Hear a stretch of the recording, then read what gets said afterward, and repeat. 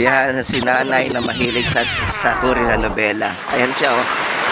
Seryoso, yun. Sa mga teleserye talaga ng mga pakaabangan, eh, Kaya oh. lang naman, di naman ako nag-aano ng iba yan. Yan talaga, Heart of Asia talaga, paborito mo. Ha? Merry Christmas. Ano yung mga paborito mong panood? Yan lang. Sila Julius. Oo. Sila Mateo. Yan, si Mateo eh. Yan si Mateo. Tapos na, bukas uli. Mamaya meron pa yung gabi.